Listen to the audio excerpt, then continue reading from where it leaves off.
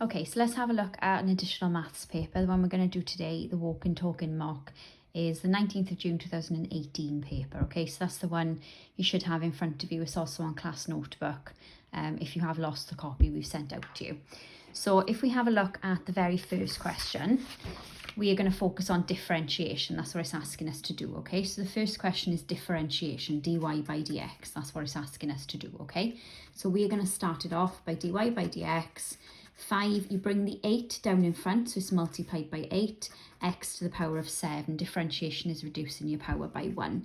Minus 3, and then the x will disappear. Minus 13 will disappear on its own. Bring the minus 1 down in front, so it becomes minus 1x. Take away 1 from your power, becomes minus 2. Let's just tidy this up a little bit. So 5 times 8 is going to be 40. X to the power of 7. Take away 3. Take away, you don't have to write the 1 there if you don't want to, minus 2. Okay, and that is the first question done. Second question, again, is differentiation. Bring your fraction down in front, so that's 5 over 6. X to the power of, so you're doing 5 over 6, take away 1. You could also write that as 5 over 6, take away 6 over 6. You are allowed a calculator as well, so don't forget that. That will give us 5 over 6, or 5 6, x to the power of minus 1 over 6. Okay, so we will get a negative power, a negative fraction. Next one, now with this question, we can't actually do anything with it until we sort it out a little bit. So I'm going to rewrite it as x to the minus 6. So when we get rid of that fraction, that is what happens with laws of indices. Now I can differentiate it, okay? So dy by dx, bring the minus 6 down in front. So that becomes multiplied by minus 6, x to the power of minus 7. You're reducing your power by 1. Just to tidy that up a little bit, 3 multiplied by minus 6 will give us minus 18, and it's x to the power of minus 7, okay? And that's that done there. Question 2 says factorise 14x squared minus 5x minus 1 and hence solve. So where it says hence solve, that's the either or. You're going to have your two brackets. Now there are two different methods you can use to solve these types of questions. I'm going to do the quick method. So we could have our two brackets and two numbers that multiply together to give us 14, or we could have 14 and 1 or 7 and 2. I always tell you to try the pair that's closest together. So I'm going to try 7 and 2. 1, well, that's a nice number because the only two numbers are multiplied together to give us 1 are 1 and 1. So it has to be 1 at the end of both of those brackets. And I want to try and make 5 in the middle. So look at your smiley faces. 7 times 1 gives me 7, 1 times 2 gives me 2. So if I wanted to make minus 5, I'd need minus 7 and plus 2. So that needs to be a minus and that needs to be a plus, okay? So my brackets will look like this, 7x plus 1, 2x minus 1, and it's equal to 0. Now we need to do our either or. So either your first bracket, so 7x plus 1 is equal to 0, or 2x minus 1 is equal to 0. And then we need to solve them like basic equations, okay? So 7x is equal to minus 1, taking your plus 1 across to the other side. That means x is equal to minus 1 over 7. 7x means 7 times by x, the opposite is dividing. Do the same with this one. 2x is going to be equal to 1, minus 1 going to the other side makes a plus. X is equal to a half. So our two solutions are minus 1 over 7 and a half. Okay, question 3.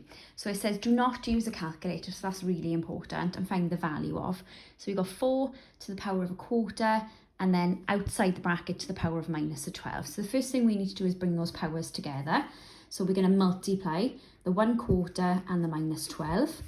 That will give us 12 over 4, and that is minus. Let's sort that out a little bit. It'll give us a minus 3. Obviously, we know 4 goes into 12 3 times. Now, rewriting that, we can write it as a fraction. Okay, so that goes over 1. Now we can actually work that out. So we'd have 1 over 64. And that is our answer there. Now, obviously, you must show your workings. Says not to use a calculator. Part B. So this is rationalizing the denominator. That means multiplying by the opposite sign. So multiplying by 12 plus root 11 on the top and the bottom, and obviously I would introduce your brackets at that point. So the top, you're going to have the same thing. You've got 1 multiplied by everything that's on the top, so the top is going to stay exactly the same. The bottom, you are going to need to use FOIL, so first out as in as lasts. So 12 times 12 gives us 144. Your middle sections will cancel, that's what you want.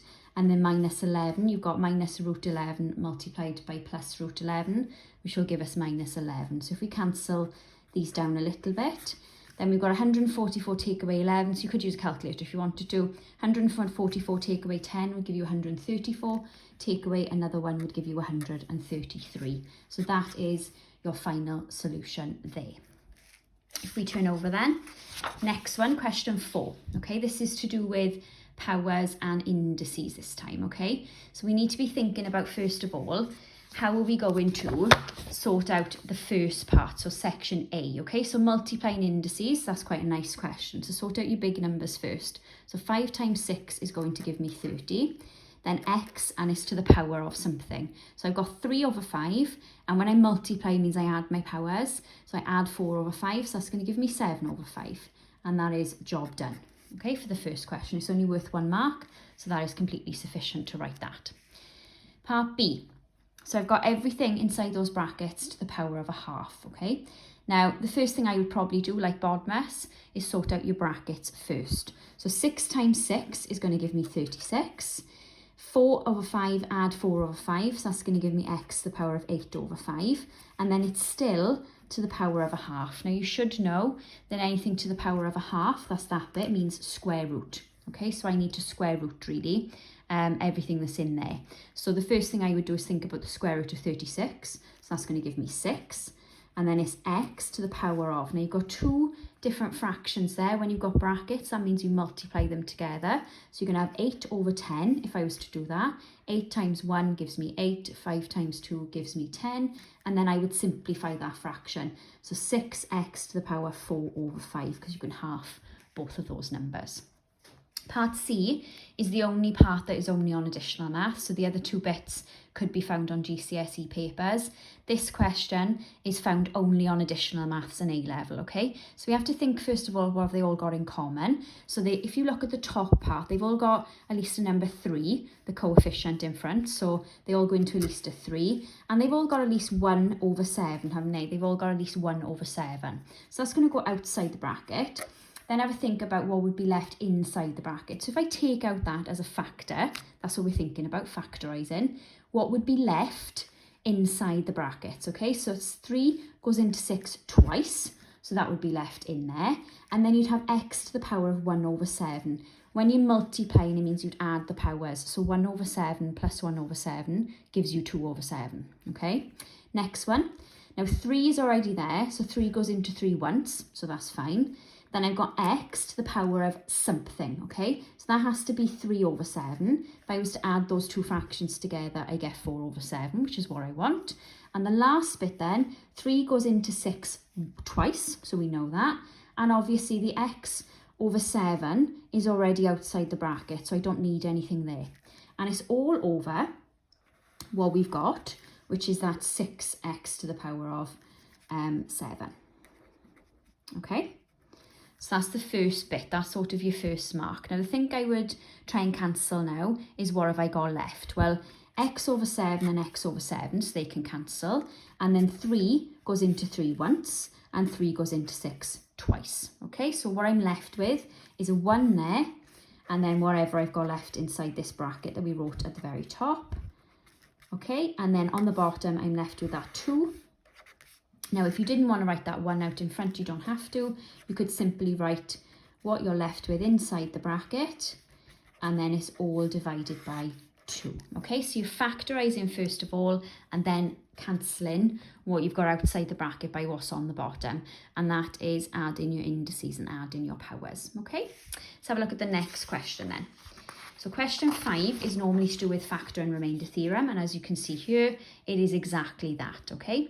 So it asks us first of all to find the remainder when we put x plus 3 into that equation. So if you remember correctly, take the opposite, so that implies x is equal to minus 3. So minus 3 is what I'm going to be substituting into this expression. So every time I see an x, I need to replace it with a minus 3, okay? So I've got 2 minus 3 cubed minus 3 squared plus 2 minus 3 and then plus 1 on the end. So that's how I would write it, replacing every x with a value.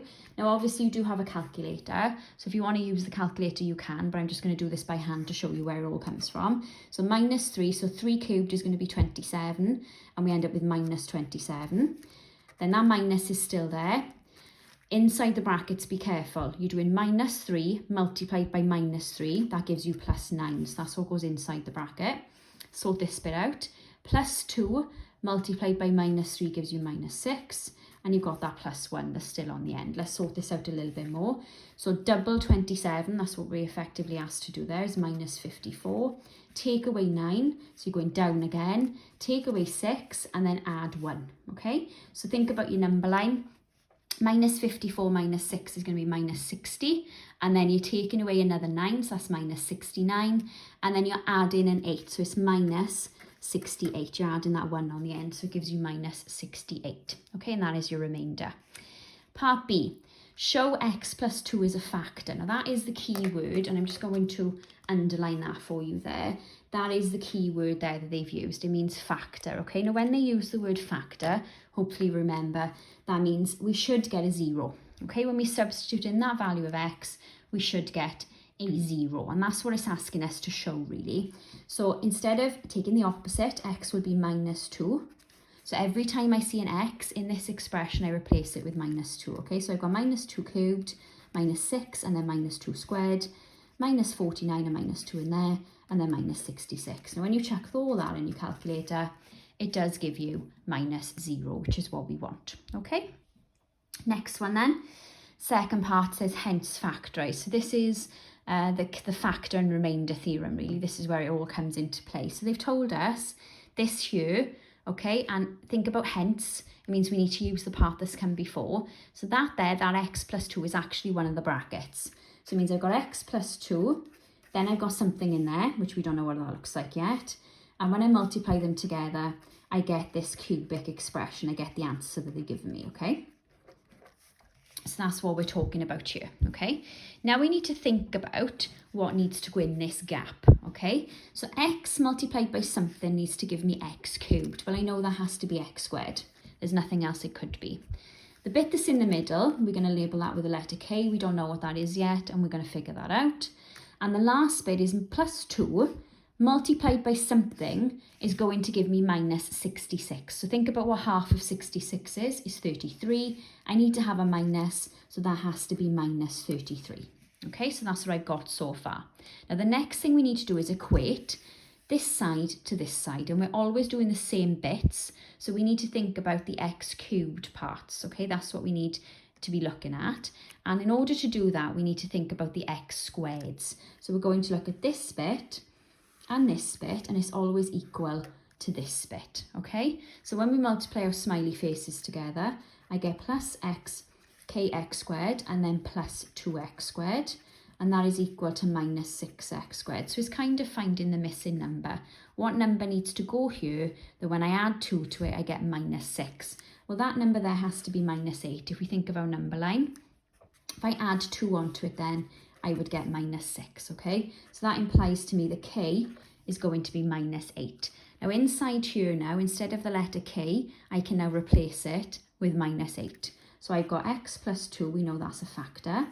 Then x squared minus 8x minus 33, okay? Now this bit here is the bit you need to now factorise into two brackets, okay? So x plus 2 is going to stay where it is. Put your two brackets there. Think of two numbers and multiply together to make 33. So we could have 33 and 1 or 11 and 3. Pick or try the pair that's closest together first. So I'm going to try 11 and 3. 11 and 3 need to try and make minus 8. So if I had minus 11 plus 3, that does make minus 8, okay? And that then is our solving, our factorising done entirely. It doesn't matter the order you write those three brackets in at the very end, as long as the three of them are there together. So question 6, okay, now this is quite a nice question. This is a typical GCSE style application question really, but also it's used in terms of additional maths as well, okay? So if you have a look at this question, it does say you'll be assessing your quality of written communication. That means it's got to be done in a sensible way, okay? That's what they're looking for here. It does also mention something at the very end that there means thirds. Okay, so that bit there is writing our answer in thirds. So it asks us to calculate the area, and that's the key bit there, okay, the area of the parallelogram. So if we look at our shape, how do I calculate the area of a parallelogram? What kind of information do I need? Well, in order to do that, I need the base and I need the height. That's how I calculate the area of a parallelogram. So if I look at my shape, well, I've got the base. My base is 17 centimetres. They've given that to me. But if I look at my diagram, I actually don't have the perpendicular height. By perpendicular height, I mean a straight line going from the top of the shape to the bottom of the shape, not the slanted sides. They don't count. Okay, they're not heights. So if we look at that shape now that I've just drawn on the diagram, that height going from top to bottom actually allows me, doesn't it? If I do the same on that side, it allows me, okay, to try and calculate the height.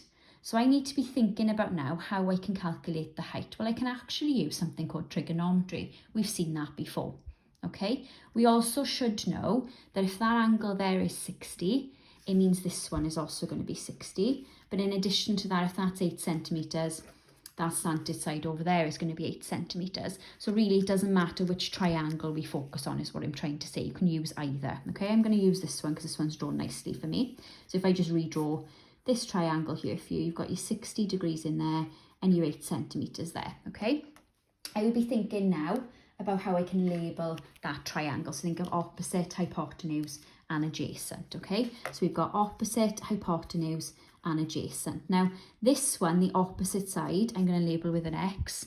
That is the height. Okay, that's the bit that I want to try and find. Okay, so if we think now, I've got SOHCAHTOA, so let's carry on with my workings down here. So I've got SOHCAHTOA on my diagram. I don't need A, but I've got O and H, so that means it's SO. Okay, it tells me the one I'm using is sine. So I've got sine of 60, and that is equal to opposite, so that's my X, over my hypotenuse, which is 8. Okay, now let's get what we want on its own. So we want the X on its own. Instead of dividing by 8, I can multiply by 8. So open your brackets if you want to. So that is really the sum you are doing. Okay, now you can use a calculator to get third form. So if you actually type sine of 60, and that's what we'll be looking for, into your calculator, okay, will give you 8 root 3, and then it's divided by 2. Okay, so what that will give you is this, if you type that onto your calculator. Okay, so that will give you the third form. Now that's not the answer to the question, and that's really important we remember. That is the height. Okay, so we at the moment have used trigonometry to calculate the height. If we look back at our diagram, what do I need now? Well, I need my base times my height. That's how I find the area. That's what the question's asking me to find. Okay, so let's finish this off. So the area, which is what I want, is base times height. Let's go back. Well, I know my base. I know that's 17. We've got that on our diagram. So I'm going to multiply that by what we just found. So 8 root 3 divided by 2. Okay, now this will require a little bit of you sort of, being sensible with your answers and leaving it in third form. If you do that, you get 68 root 3, and we are dealing with centimetres squared. Your calculator will do that for you if you press search and destroy, okay? And that's really the answer to number 6. So finding SOHCAHTOA, finding your perpendicular height, your straight line going from the top to the bottom of your shape. You can use either triangle because they're identical, it doesn't matter. I picked this one because obviously it's the right way around for me. That one's upside down, so I don't fancy using that, so I've used this one, okay? It doesn't matter if you use that one, you'll get the same answer, okay? And then obviously remembering your formula for area for a parallelogram is base times height, putting that back in, that will give us then our final answer. Okay, let's have a look at question 7. Okay, now question 7 is a completing the square kind of question. Okay, so if we have a look at this question, it says the expression x squared plus 18x plus 92 has a minimum value. By completing the square, basically identify the minimum value. That's what it's asking us to do here, okay? So it's not asking for a maximum value or anything like that. So the first thing we need to do is complete the square. It's asking us to do it, and it's even in bold, okay? So that's what we need to do first. So completing the square, just to remind you, is used on an expression, a quadratic, that we can't factorise, and it's not solving something, it's not equal to something, which means I don't need to use the formula. It's asking me for a minimum value, okay? So I've got x in my brackets. Then I've got plus what's half of 18, so that would give me 9, squaring it. Then you take away the value that you've squared here, so take away that 9 squared, and then you add on your 92. Okay, so let's have a go. So I've got x plus 9 in my bracket squared, minus 81 that is going to give us, then plus 92. Okay, so that's there. So I've got x plus 9 squared, and then I should get 11. Okay, that's what I'm looking for here. So minus 81 plus 92 is going to give me plus 11. Okay, so that's my completing the square bit done. Now, if we think about these two questions at the very bottom, so the minimum value when x, so think about x first of all, that's this bit. Okay, so this bit is referring to x. Okay, that's the bit that involves x, the bit's inside the bracket. So take the opposite. The opposite of x plus 9 would be x equals minus 9. So you're taking the opposite sign, okay? Because that's a plus 9, my answer becomes a minus 9. The minimum value of x, then we're thinking about what's outside. So that's this bit. That's what this bottom section is referring to. That number there is plus 11 or 11. So you just write that in as it is. You can put the plus in if you want to, okay? And that is completing the square done in its entirety there for question 7, okay? Let's have a look at the last question in this video then, which is question 8, and I love these questions. These happen to be one of my favourites, okay? So solving simultaneous equations. Now, this is a little bit different to the ones you'll find on GCSE because obviously it involves a quadratic expression. It involves something that has an x squared. It's also mentioned something else in this question, which I think a lot of you might miss if you weren't watching the question carefully, okay? So it says use an algebraic method, okay, and find your answers correct to 2 decimal places. Now that there is vital, okay? That now straight away tells me, because it's to 2 decimal places, that means I'm going to use the quadratic formula. Okay, and that's really, really important. It's kind of guiding you towards using the quadratic formula. So once we've got our equation and it's all together, then we go on ahead and use the quadratic formula. So if we have a look at this question, so on the top bit I've got y is equal to 5x squared plus 6x minus 7. Then on the bottom, y is equal to 2x plus 3. Okay, now the first thing that we've got to be looking for really is noticing that these two sort of questions are equal to y. Okay, so what that means is they're both equal to the same thing, which means I can put them equal to each other. Okay, so I'm going to say 5x squared plus 6x minus 7 is equal to 2x plus 3. That's my first sort of mark. I can put them equal to each other, okay? The next thing I want to be thinking about is what happens now if I actually collect everything on one side. So I'm going to move these two bits over to the other side, so everything's together. Okay, so I've got 5x squared plus 6x minus 7 minus 2x minus 3, and it's equal to 0. Okay, now I'm going to collect my things that I can together. So I've got 5x squared plus 6x minus 2x plus 4x minus 7 minus 3 is minus 10.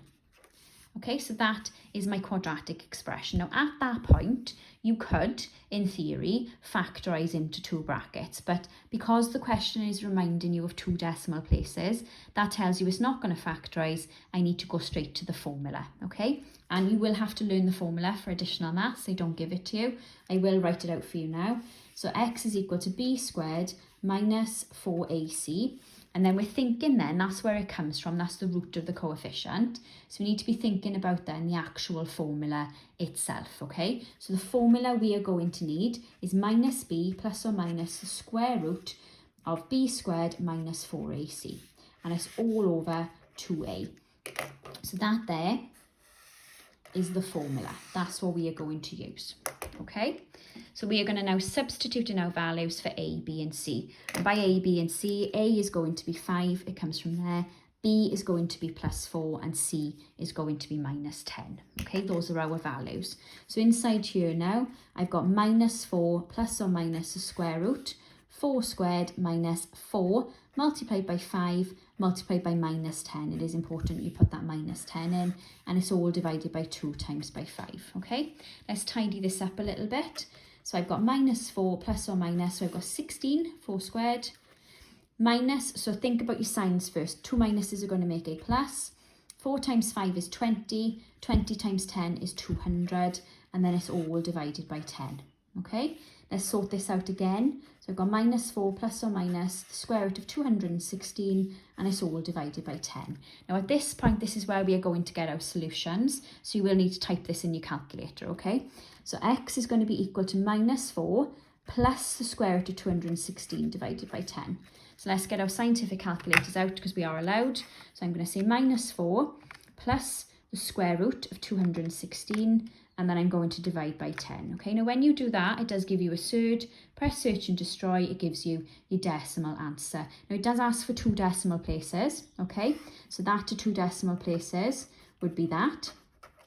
Okay, so look at your rounding, 1.07, 2 decimal places. Then we need to think about what the other x value is going to be, okay? So let's go back. So x is equal to minus 4 minus the square root of 216 all divided by 10. Again, use your calculator. So minus 4 minus the square root of 216 divided by 10. Search and destroy, 2 decimal places, okay? So it's going to be minus 1.87, okay? And that's to 2 decimal places. Now, the common mistake is that is where people leave their answer. And that's not the answer. Okay, if we go back up here, right back to the start, I've got 2 different letters. I've got x and I've got y. So that means now, for each one of the solutions that I found, for each value of x, I need to go back and find what y is going to be worth as well. Okay, so if we go here, I'm just going to squeeze it in at the bottom. So on this point, I'm going to work out what y is. So I'm going to use the easier of the 2 equations. I'm going to use the second one. If you want to use the top one, that's fine. You get the same answer.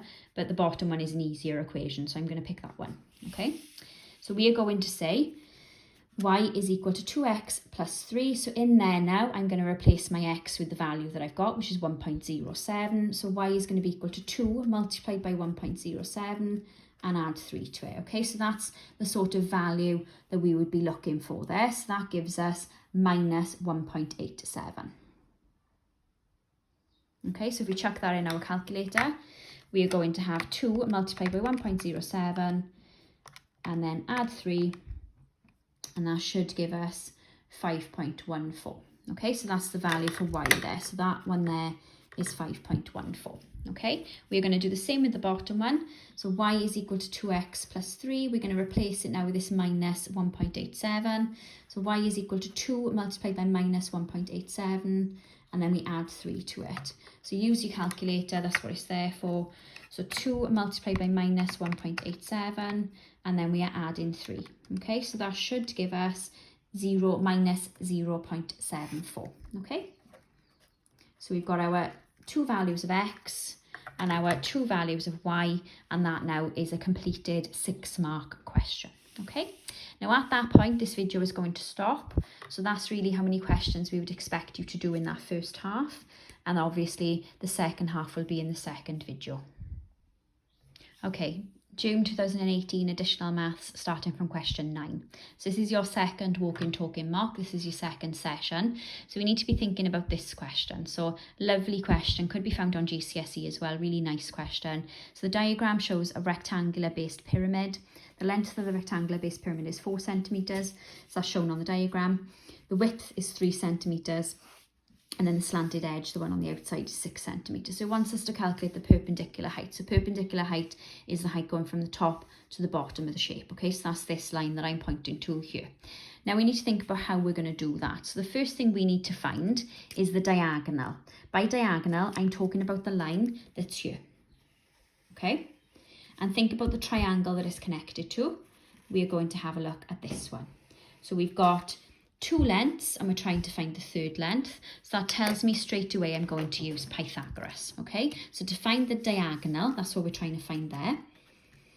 Okay, and we're going to label it diagonal. We are going to use Pythagoras, okay. So we're trying to find the hypotenuse, that's the diagonal. So we need to do the diagonal squared is equal to 3 squared plus 4 squared. So that is going to give us 25. 3 squared is 9, 4 squared is 16. Then the square root of 25 gives us 5 centimeters, okay? So that's the first thing done. So we found that long diagonal. Now if we look at where the perpendicular height is, if I label this in green, this is our perpendicular height is there.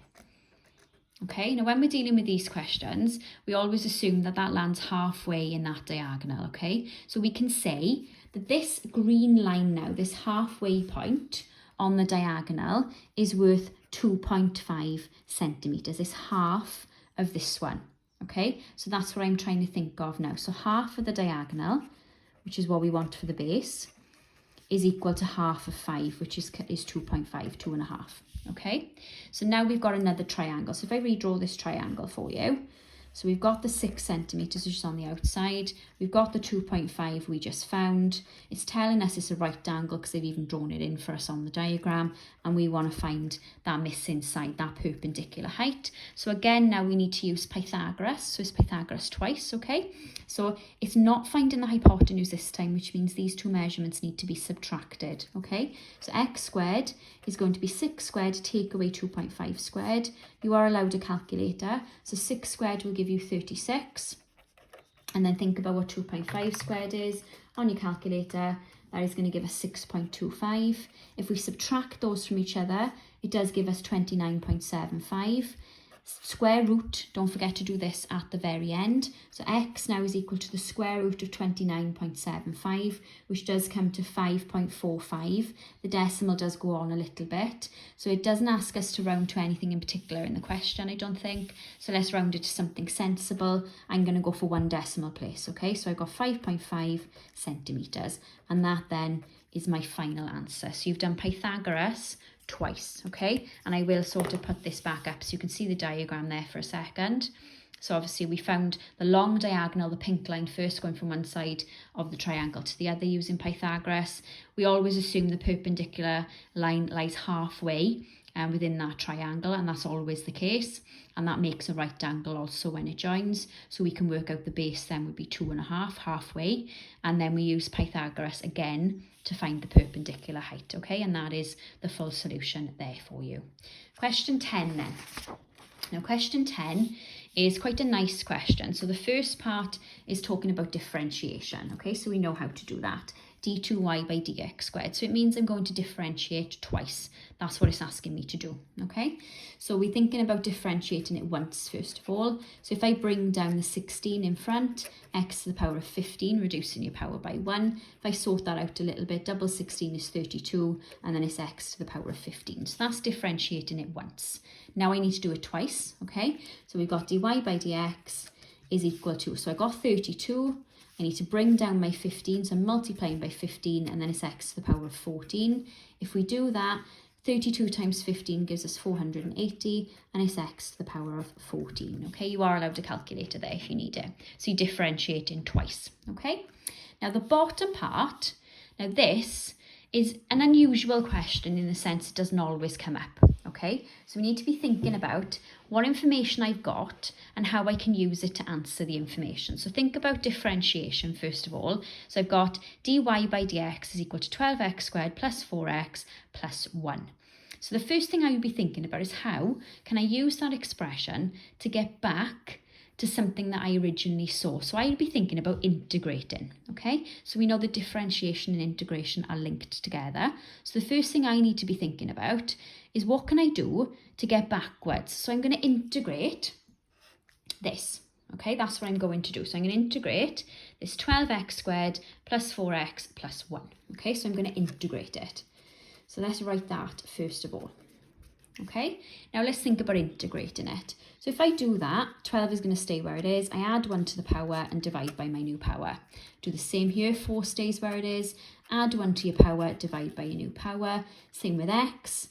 Same with the 1, sorry, it becomes an x, and obviously divide by your new power. And we've got this plus c, this constant that's on the end then, okay? So let's think about cancelling and simplifying this. So I've got 12 into 3, so that goes 4. So I've got 4x cubed plus 2 goes into 4 twice, x squared plus x plus c. So that is the expression, that is what I've got at this moment in time. Now if we look back, okay, just to the question, can we see this? Okay, so it's asked me there for the A, B, C and D. Now I can find them straight away. So A is here, A is 4. B is going to be 2 because that's there. Now C is here. Now be careful with that. That's like an invisible 1, isn't it? And D, right, is this number, this constant that's on the end. Now, the next thing we need to recognise, which is the important bit of information, is this. Okay, so they've given it to us there, so I've underlined a few in purple. We need to be thinking now about substituting those values in to try and find this last missing number. So this is equal to y at the moment, right? That's what that expression is equal to. So if I now replace x and y with these numbers, the only thing I will have left is the thing I want. Okay, so that's nice. It'll pop out the answer. So let's substitute x and y. So y is going to be 10, then 4. Now instead of x, I'm going to replace it with 1. 2, instead of x, I'm going to replace it with 1. Instead of just x on its own, I'm going to replace it with 1. And you can call it d now if you want. That's the missing letter. Let's try and work these out a little bit. So I've got 10 is equal to 4. 1 cubed is 1 times by 4 is just 4. Plus 2 plus 1 plus d. Okay, again, let's simplify this a little bit. So I've got 4 plus 2, so 6, and another one there, which is 7, plus d. Now, this is an equation, okay? I'm going to write it here for you. So what I've got is this. D plus 7 is equal to 10. So we can probably find d straight away. You're going to tell me is 3, okay? If you wanted to show me it, obviously take that across the other side, it becomes a minus. So it does equal 3. So I've got all my solutions now. Okay, I've got all my answers I can now fill in on this diagram. So I've got my A, which was 4, B, which was 2, C, which was 1, and then the very last thing which I found, which was this 3, is now D. Okay, and that's quite a nice question. So when you see one of those and it involves differentiation, so that's this bit, in order to go back to y, to work backwards, you need to integrate. So that's what we did first. And then plug in the values of x and y to get the last letter that you're missing. Okay, and that is question 10. So let's have a look now at a question 11. So this involves coordinate geometry. That's what this section of work would be called. Okay, now you will have specific formulas and stuff like that will be used for this. Okay, so it does say the coordinates of A and B are 10 and 16 and minus 6 and 8. So just to label, that's A and that's B. Okay. It then goes on to say calculate the length. Now you need the formula for the length, which is something that they won't provide for you, but they would expect you to know. So you need to think back to your lessons, look back at your videos, try and think about the formula. Okay, so this question now is going to involve calculating the length of the line. So this is going to be a formula you will need to learn, okay? So I will write it down for you, but obviously you should learn this. So you're going to have x1 minus x2 and you're squaring it, plus y1 minus y2, and you are squaring that as well, okay? And that is the distance or length of a line. So if we think about our expressions in here, so A is equal to 10 and 16, so that's x1 and y1. And then B is the minus 6 and 8, so that's x2 and y2. So they've labelled them for us, okay? That's the first point and that's the second point. Then we need to substitute in our value, so in here, so you want to say the length is equal to, in here now, we're going to replace it with our x values. So 10 minus minus 6. The minus is already there and you have a minus. So you're doing 10 minus minus 6 and squaring it. Then plus in your y values, so 16 take away 8. And squaring it, that will give us, when you put that in your calculator, the square root of 320, which comes to 8 root 5. Okay, and I would leave that in third form. That's what it asks you to do right back in the question. Okay, so that's quite a nice example there for you. Now the second part is a little bit more involved, okay, and this is where lots of formulas and lots of different experience really will come into play when you're trying to answer this question. Lots of different facts really. So it says find the equation of the straight line perpendicular, and that's in bold for you, to AB. Okay, so what that means is we need to think about lots of different elements. It does also mention a midpoint and then a form that it wants us to write this in at the end, which is y is equal to mx plus c. So the first thing I would be thinking about is finding your gradient. Okay, this is going to be our starting point. Now our gradient is difference in y over difference in x. So y2 take away y1 over x2 take away x1. So we've got our x and y from A and B. Okay, so we have that information that's up here. So we are just going to substitute in our values. So I've got 8 take away 16 and then divided by minus 6 minus 10. You will get some minuses and you have to go with it. So you've got minus 8 over minus 16. Two minuses make a plus and that cancels down to a half, okay? Now it does mention that keyword perpendicular. Now hopefully we remember perpendicular, m1 times m2 is equal to -1. So we want to find something that's perpendicular to this half. So I've got half multiplied by something needs to give me -1. So this has to be negative, my answer to be negative, and the reciprocal of 2 over 1, sorry, I give you the answer then. The reciprocal of 1 over 2 is 2 over 1. Okay, so our missing gradient, our perpendicular gradient is -2. So that is our gradient that we are going to be using. That is our m value. Okay, now we need to be thinking about what's going to come next. So I would probably think about your midpoint. Okay, that would be my next sort of starting point, would be the midpoint. It does mention this in the answer. We need to be thinking about the midpoint. Now midpoint means halfway, so halfway between A and B. So you need to look at your x coordinates and add them together and divide by 2. So your x coordinates are 10 and -6. Okay, so you're going to do 10, take away 6, divide by 2. Your y coordinates are 16 and 8, so add them together and divide by 2. And then think about cancelling those fractions down then. Okay, so if we do that, we end up with 4 over 2 and then 24 over 2. So if we cancel that again, we end up with 2 and 12. Okay, so that is our midpoint. That is what we need to be using there. Now we need to put it back in to our formula that y is equal to mx plus c. Okay, so if we think about the formula, y minus y1 is equal to m of x minus x1. That is the formula we need to be using. Now just to sort of highlight things to you, this and this are coming from this, okay? So they are your midpoint values, and then that there is your gradient. That is the perpendicular gradient that we found earlier, okay? So that's what we need to be thinking about using now. I don't know why that's gone a bit blurry. There we are. So that's better. So we need to substitute our values in now, okay? So we've got y is equal to y minus 12, that's our value there, is equal to our gradient, which is -2, x minus 2, because we decided x was 2. Now we need to rearrange this to get y on its own. That's basically what we need to do. So y minus 12 is equal to -2x plus 4, expanding your brackets. Y is equal to -2x plus 4 plus 12. So our final answer is going to be y is equal to -2x plus 16. Okay, taking everything across to the other side. So it's quite a long question when you look at it like that. It is worth quite a lot of marks, so it is worth 8 marks. So find your gradient, then find your perpendicular gradient, the reciprocal of it. Then use your A and B points to find your midpoint, and then substitute it in to your equation of a straight line, and then get everything on one side, because that's how they would like the answer to look.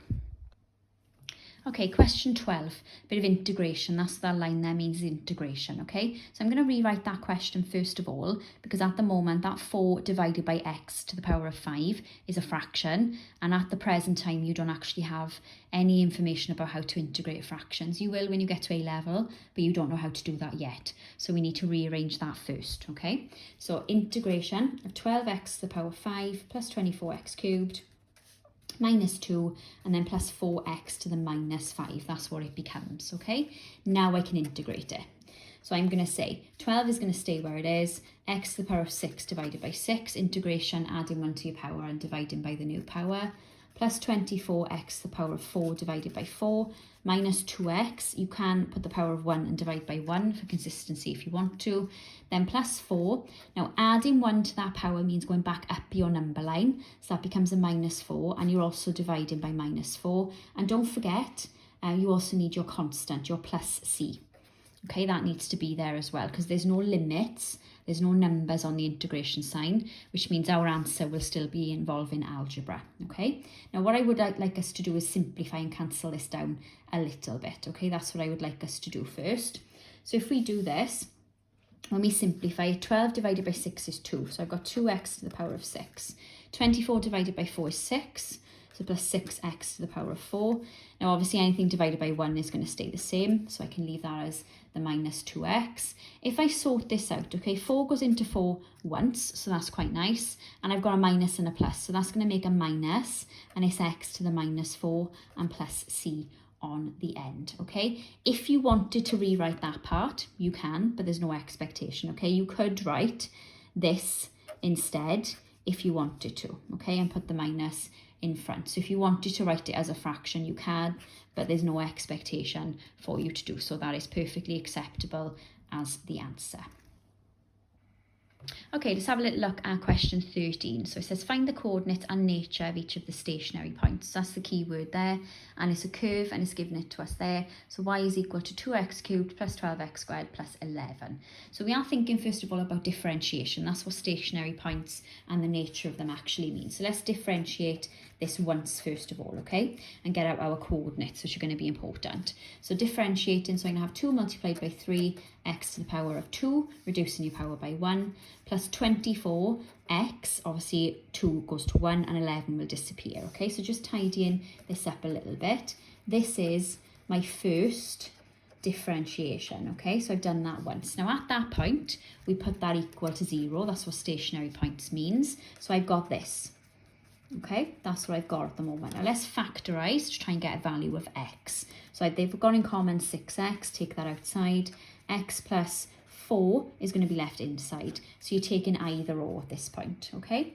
So we're thinking of this bit, so 6x is equal to 0, or what's in the bracket, so x plus 4 is equal to 0. Then thinking about finding x. So x is going to equal 0. 6 times something is equal to 0, so that missing number has to be 0. Taking the opposite here is going to be a minus 4. So I've got my two values. I've got x is equal to 0. And then x is equal to minus 4. Now let's put that back in. Let's find the y expression, okay? So in this expression, this equation that they've given to us at the very top, I need to now substitute my values back in. So y is equal to 2, and then every time I see an x, I replace it with 0 first of all. Okay, so I'm replacing that with 0. So y is going to be equal to 11. So my pair of coordinates here, first of all, is that one. That's my first pair of coordinates, okay? So x is equal to 0 and x is equal to 11. Let's do exactly the same now over here. So y is equal to, every time now you see an x, you replace it with a minus 4 this time. Plus 12 and then minus 4 squared and then plus 11, okay? So that should give us 75. You are allowed a calculator if you want to chuck that in your calculator. So your second set of coordinates, let's make this very clear, is this one. Okay, so we've got our two sets of coordinates. Now let's think about the nature. This is the next part. So I'm going to change colours just so you can see the difference between the two calculations. So the nature of the points, we need to think now, are they a maximum or a minimum? Okay, so think back to your lessons about stationary points and natures. We need to find the second derivative. So dy2 by dx squared. So differentiating this expression again. So that's going to give me 12x. Okay, and then reducing the power by 1 plus 24. So it's going to be the same on this side, so I'll just rewrite it. Then we need to think about substituting our values of x in here, okay, and that will tell us whether it's a minimum or a maximum. That tells us the nature of the point, okay? So in here now I'm going to put x is 0. So if I was to do that, I would have a positive answer. 12 times 0 is 0, plus 24 gives me a positive value. You can write 24 there if you want to. That's greater than 0, which tells you it is a minimum point. Okay, let's have a look at the same over here. So instead of x, now I need to replace it with minus 4. So this is going to give me 12 multiplied by minus 4 and plus 24. Now I don't actually need to work out the answer. 12 times by minus 4 gives me minus 48, plus 24 gives me minus 24. That is a negative solution, which means it's less than 0, so that tells me it's a maximum point. Okay, and that really is the full solution, so that is worth your 7 marks, okay? So you've worked out differentiation once at the very top, put it equal to 0, get out your values of x by factorising, substitute them back in to find your values of y, so they give you coordinates, which is what the first part of the question asks you. The second part then asks for the nature of those points. You need the second derivative, d2y by dx squared, and then substituting your values in tells you whether it's a minimum or a maximum point, okay? Okay, question 14, differentiation by first principles. So the first thing I'll be doing is writing down my formula, or the thing that's going to help me remember what to do. And this is something, again, they will not provide for you. You need to learn or memorise. Now, every time we see an x, we're going to replace it with x plus h. That's our first job, okay? Now, f of x is the original function. It's the one they give us in the question. Sometimes they call it y and sometimes they will call it f of x, but you'll know that from your lessons. So we need to substitute in here.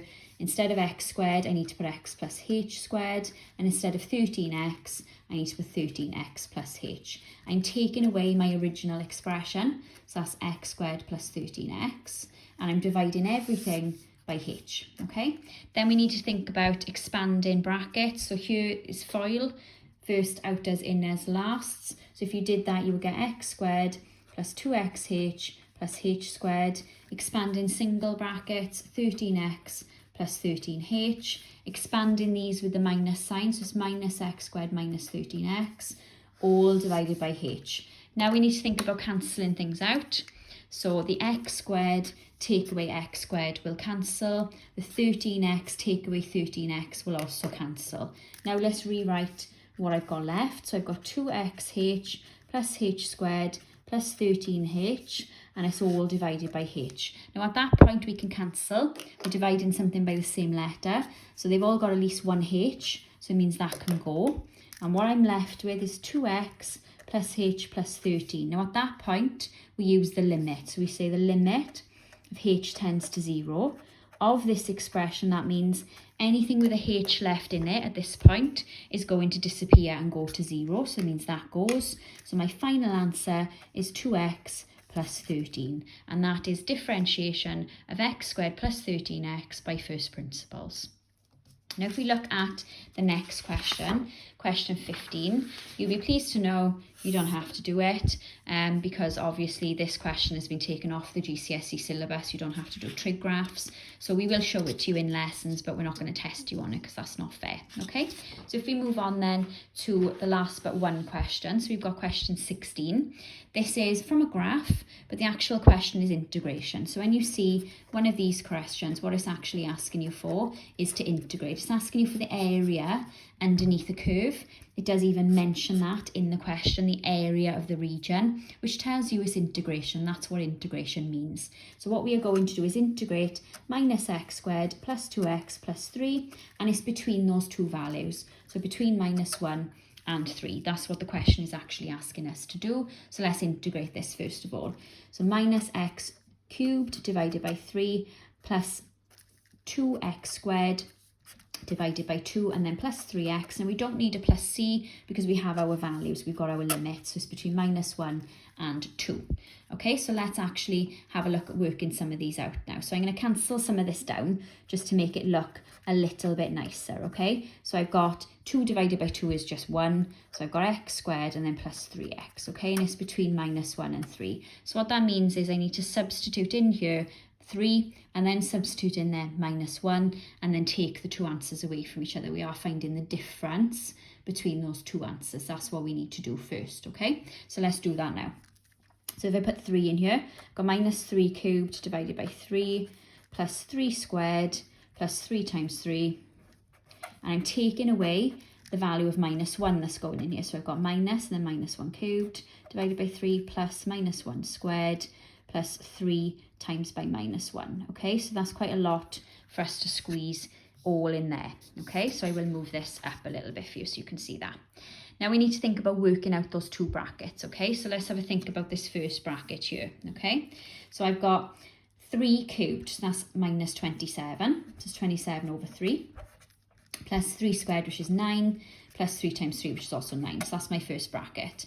Take away, so minus 1 cubed is going to give me minus 1. Incorporating that 1 there is going to give me a positive 1, so that's a third. Plus 1 minus 1 times minus 1 is just 1. And then this bit on the end is going to give us minus 3. Okay, now you can chuck that straight into your calculator if you want to, but that's totally fine. I would probably leave it as a fraction at the very end, so it comes out as 10 and 2/3. And we are dealing with units, so you can put units at the end if you want to, but there's no expectation for you to do that. But obviously we don't know if it's centimetres or metres or anything like that, so we just say it's units, and we are dealing with squared because we're dealing with area. But you don't have to put the units in if you don't want to. And that is the integration question on question 16, all done for you. Okay, Okay, let's have a look at the last but one question, so question 17. So find the equation of the tangent to the curve y is equal to 6x squared minus 18x plus 13 at the point where x is equal to 2.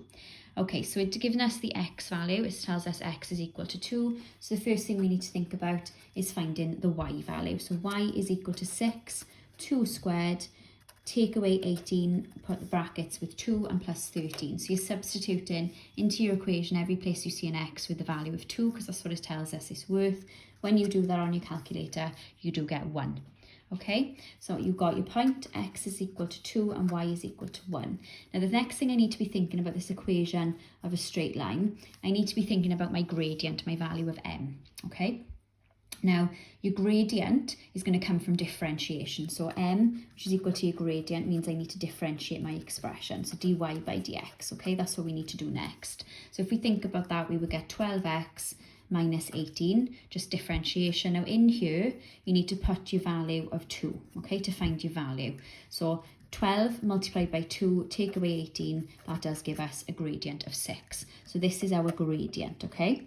Now we need to think about the equation of a straight line. What would we use? So we would normally use y minus y1 is equal to m of x minus x1. y1 and x1 are our values we just found, and then m is your gradient. So y take away 1 is equal to 6 multiplied by x take away 2, and then expand your brackets. So y minus 1 is equal to 6x minus 12.